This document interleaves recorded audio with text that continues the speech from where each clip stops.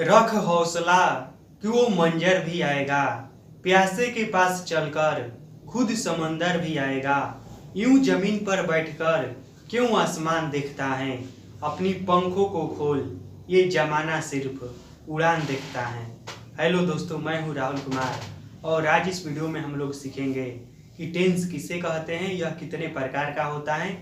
Tense के बारे में जितने भी बेसिक जानकारी हैं वह सब जानकारी इस वीडियो में हम लोग जानने वाले हैं, तो प्लीज़ इस वीडियो को अंत तक और ध्यान से जरूर देखें। तो सबसे पहले हम यह समझते हैं कि टेंस कहते किसे हैं। तो देखिए, इसके परिभाषा को समझिए। किसी वाक्य में क्रिया के समय को दर्शाने वाले शब्द को टेंस कहते हैं। एक बार फिर से इसके परिभाषा को देखिए। किसी वाक्य में, कोई भी वाक्य हो गया, उसमें जो क्रिया के समय को दर्शाता है उसे ही टेंस कहते हैं। जैसे कि मान लीजिए कि मैं जाता हूँ, तो इसमें क्रिया क्या हुआ, जाना हुआ। और जाता हूँ से मतलब क्या होता है कि अभी मैं जा रहा हूँ, तो यहाँ पर क्रिया के समय को दर्शा रहा है ना कि मैं जाता हूँ। और कब जाता हूँ, तो अभी। तो यहाँ पर इसी को टेंस कहते हैं, जो क्रिया के समय को दर्शाता है तो उसे ही टेंस कहते हैं। तो इसके परिभाषा को अच्छे से याद कर लीजिएगा, इसलिए मैं बिल्कुल ही छोटा लिखा हूँ और एक लाइन में लिखा हूँ कि किसी वाक्य में क्रिया के समय को दर्शाने वाले शब्द को टेंस कहते हैं। मैं खाता हूँ या मैं पढ़ रहा था, तो यहाँ पर देखिए, मैं पढ़ रहा था, क्रिया क्या हुआ, पढ़ना हुआ। और था से क्या मालूम चलता है कि मैं पहले पढ़ रहा था, यानी कि यह बीता हुआ काल में पढ़ रहा था। तो यहाँ पर समय जो है यह पास्ट काल को दर्शा रहा है, तो इसी को क्या कहते हैं, टेंस कहते हैं। तो यह अच्छे से आपको याद हो गया होगा कि किसी भी वाक्य में क्रिया के समय को दर्शाने वाले शब्द को टेंस कहते हैं। अब अगला टॉपिक है कि टेंस कितने प्रकार का होता है। तो जो टेंस होता है मुख्य रूप से 3 प्रकार का होता है। टेंस कितने प्रकार का होता है, तो 3 प्रकार का होता है। पहला होता है प्रेजेंट टेंस, जिसे वर्तमान काल कहते हैं। दूसरा होता है पास्ट टेंस, जिसे भूतकाल कहते हैं। और तीसरा होता है फ्यूचर टेंस, जिसे भविष्यत काल कहते हैं। देखिए, प्रेजेंट टेंस में क्या होता है कि अभी के घटनाओं का वर्णन किया रहता है। जैसे कि मैं अभी पढ़ता हूँ, मैं खाता हूँ, मैं पढ़ाता हूँ, यह सब घटना कब का है, अभी का है, तो यह प्रेजेंट टेंस में आएगा। दूसरा है पास्ट टेंस। तो पास्ट टेंस में बीता हुआ घटना आता है। जैसे कि मैं पढ़ रहा था, मैं खा रहा था, मैं पटना जाता था, तो यह सब क्या हुआ, बीता हुआ समय हुआ, तो यह सब पास्ट टेंस में आएगा। फ्यूचर टेंस में आएगा, भविष्य में होने वाली घटना को यह दर्शाएगा। जैसे कि मैं पढ़ूंगा, तो इसमें अभी मैं नहीं पढ़ रहा हूँ, लेकिन मैं यह बता रहा हूँ कि आने वाले समय में पढ़ूंगा। तो इस तरह की जो भी घटनाएं होती हैं वो भविष्यत काल में होती हैं और उसे फ्यूचर टेंस कहते हैं। तो अभी तक हमने क्या जाना कि टेंस किसे कहते हैं, टेंस कितने प्रकार का होता है। तो टेंस 3 प्रकार का होता है। पहला होता है प्रेजेंट टेंस, जिसे वर्तमान काल कहते हैं। दूसरा होता है पास्ट टेंस, जिसे भूतकाल कहते हैं। और तीसरा होता है फ्यूचर टेंस, जिसे भविष्यत काल कहते हैं। अब एक एक करके इन तीनों के बारे में अच्छे से जानेंगे। टेंस में पहला होता है प्रेजेंट टेंस, जिसे हिंदी में कहा जाता है वर्तमान काल।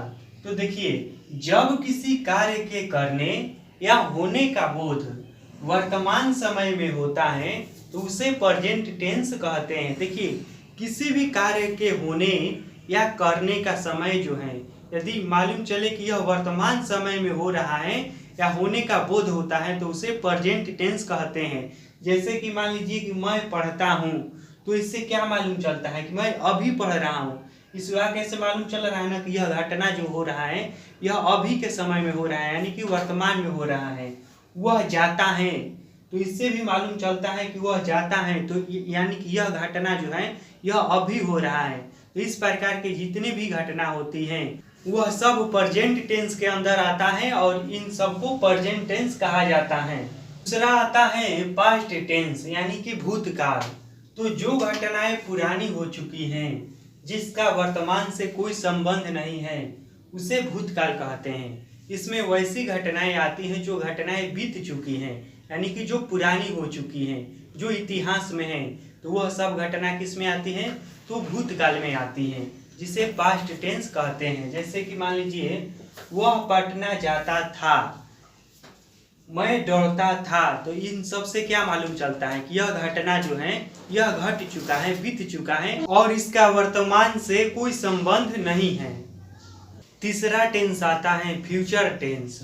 देखिए, जब किसी कार्य के करने या होने का बोध आने वाले समय में होता है, यानी कि भविष्य में होता है, तो उसे फ्यूचर टेंस कहते हैं। जैसे कि मैं जाऊंगा, राम पढ़ेगा, तो इससे क्या मालूम चलता है? इससे मालूम चलता है कि यह काम अभी नहीं हो रहा है, यह आने वाले समय में होगा। यानी कि मैं जाऊंगा, तो मैं अभी जाने की बात नहीं कर रहा हूँ, आने वाले समय में। राम पढ़ेगा, तो इससे भी क्या मालूम चलता है? यह घटना आने वाले समय में होने वाला है। तो जिस वाक्य से या जिस घटना से आने वाले समय में होने की संभावना होता है, तो उसे फ्यूचर टेंस कहते हैं। अभी तक हमने क्या पढ़ा कि टेंस किसे कहते हैं और टेंस के कितने प्रकार होता है। तो जो टेंस के 3 प्रकार हमने पढ़ा अभी तक, प्रेजेंट, पास्ट और फ्यूचर। तो देखिए, अब इन तीनों का 4-4 प्रकार होता है। कितने प्रकार होता है? तीनों टेंस के 4-4 प्रकार होता है और इस तरह से कुल मिलाकर टेंस के कुल 12 प्रकार हो जाता है। तो जो पहले तीनों टेंस का 4 प्रकार होता है, पहले हम उसको समझते हैं। तो उसमें से पहला है इनडिफिनिट टेंस। तो देखिए, ऐसा वाक्य जिसका समय निर्धारित नहीं होता है, उसे इनडिफिनिट टेंस कहते हैं। देखिए, जिस वाक्य से या जिस टेंस से हमें समय का पता नहीं चलता है, उसे इनडिफिनिट टेंस कहते हैं। जैसे कि मान लीजिए, मैं जाता हूँ, तो यहाँ पर सिर्फ हमें यह मालूम चल रहा है कि यह घटना वर्तमान काल में हो रहा है, इससे ज़्यादा इसके बारे में समय की मालूम नहीं चल रहा है। जैसे कि मैं कब से जाता हूँ, मैं कब तक जाऊँगा, ठीक। तो इस तरह से एक निश्चित समय का निर्धारित नहीं हो पा रहा है इस वाक्य से, यानी कि इसमें समय की निश्चितता नहीं है। तो इस प्रकार के सेंटेंस को इनडिफिनिट टेंस कहते हैं। दूसरा है कंटिन्यूअस टेंस। तो इसमें काम चल रहा है का बोध होता है। जैसे कि मैं पढ़ा रहा हूँ, तुम पढ़ रहे थे, तो इसमें रहा है, रहे थे, रहेगा, यह सब रहता है, यानी इससे मालूम चलता है यह कि इसमें काम चल रहा है। तीसरा होता है परफेक्ट टेंस। तो इसमें जो होता है काम हो चुका होता है, यानी कि काम खत्म हो चुका रहता है। जैसे कि मैं पढ़ा चुका हूँ, वह जा चुका है, तो इससे मालूम चलता है कि वह काम जो है पूरी तरह से खत्म हो चुका है। और इसका चौथा प्रकार है परफेक्ट टेंस।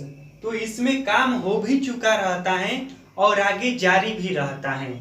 जैसे कि मैं पढ़ाता रहा हूँ, वह जाता रहा है, यानी कि यहाँ पर मैं पढ़ाता रहा हूँ, यानी कि मैं पढ़ा भी चुका हूँ और जारी भी है और पढ़ा भी रहा हूँ। वह जाता रहा है, यानी कि वह जा भी चुका है और भी चल रहा है। तो इस प्रकार के वाक्य को परफेक्ट टेंस कहते हैं। देखिए, अभी तक हमने आपको बताया कि टेंस किसे कहते हैं और टेंस 3 प्रकार के होता है और इन तीनों प्रकार के टेंस का 4-4 प्रकार होता है। और जो 4-4 प्रकार होता है ना, वह इस तरह से होता है। देखिए, प्रेजेंट इंडिफिनिट टेंस, फिर दूसरा प्रकार होता है प्रेजेंट टेंस में ही प्रेजेंट कंटिन्यूअस टेंस, फिर तीसरा प्रकार होता है प्रेजेंट परफेक्ट टेंस और चौथा प्रकार होता है प्रेजेंट परफेक्ट कंटिन्यूअस टेंस। तो देखिए, इस तरह से टेंस का कुल मिलाकर 12 प्रकार हुआ। एक टेंस का 4 भाग, तो 3 है तो 4 12 भाग हुआ। तो इस पर मैं आगे वीडियो बनाऊंगा, इसमें बताऊंगा, तो यह वीडियो काफ़ी लंबा हो जाएगा। तो अगले मैं 12 वीडियो में एक एक करके इन सभी को बताऊंगा।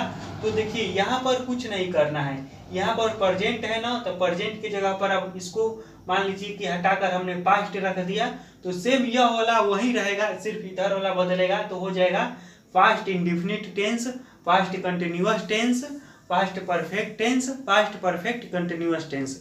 उसी तरह से प्रेजेंट की जगह पास्ट एक बार फ्यूचर रखेंगे, तो future indefinite tense, future continuous tense हो जाएगा, फ्यूचर परफेक्ट टेंस हो जाएगा, फ्यूचर परफेक्ट कंटिन्यूअस टेंस हो जाएगा।